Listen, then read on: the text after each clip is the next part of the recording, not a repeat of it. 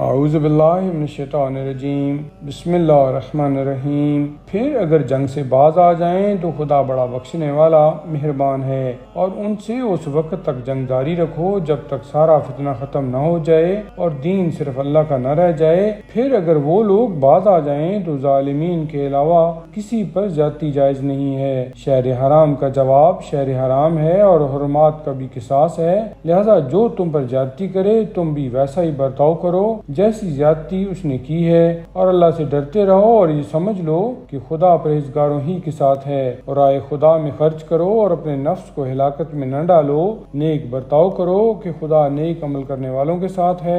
حج اور عمرہ کو اللہ کے لیے تمام کرو۔ اب اگر گرفتار ہو جاؤ تو جو قربانی ممکن ہو وہ دے دو، اور اس وقت تک سر نہ منڈواؤ جب تک قربانی اپنی منزل تک نہ پہنچ جائے۔ اب جو تم میں سے مریض ہے یا اس کے سر میں کوئی تکلیف ہے تو وہ روزہ یا صدقہ یا قربانی دے دے۔ پھر جب اطمینان ہو جائے تو جس نے عمرہ سے حج تمتع کا ارادہ کیا ہے وہ ممکنہ قربانی دے دے، اور قربانی نہ مل سکے تو 3 روزے حج کے دوران اور 7 واپس آنے کے بعد رکھے کہ اس طرح 10 پورے ہو جائیں۔ یہ حج تمتع اور قربانی ان لوگوں کے لیے ہے جن کے اہل مسجد الحرام کے حاضر شمار نہیں ہوتے، اور اللہ سے ڈرتے رہو اور یہ یاد رکھو کہ خدا کا عذاب بہت سخت ہے۔ حج چند مقررہ مہینوں میں ہوتا ہے، اور جو شخص بھی اس زمانے میں اپنے اوپر حج لازم کر لے اسے عورتوں سے مباشرت، گناہ اور جھگڑے کی اجازت نہیں ہے، اور تم جو بھی خیر کرو گے خدا اسے جانتا ہے۔ اپنے لیے زاد راہ فراہم کرو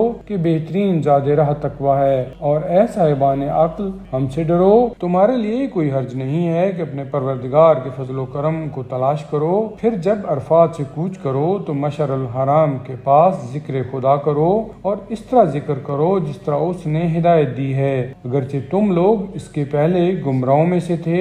پھر تمام لوگوں کی طرح تم بھی کوچ کرو اور اللہ سے استغفار کرو کہ اللہ بڑا بخشنے والا اور مہربان ہے۔ پھر جب سارے مناسک تمام کر لو تو خدا کو اسی طرح یاد کرو جس طرح اپنے باپ دادا کو یاد کرتے ہو، بلکہ اس سے بھی زیادہ کہ بعض لوگ ایسے ہیں جو کہتے ہیں کہ پروردگار ہمیں دنیا ہی میں نیکی دے دے اور ان کا آخرت میں کوئی حصہ نہیں ہے، اور بعض کہتے ہیں کہ پروردگار ہمیں دنیا میں بھی نیکی عطا فرما اور آخرت میں بھی، اور ہم کو عذاب جہنم سے محفوظ فرما۔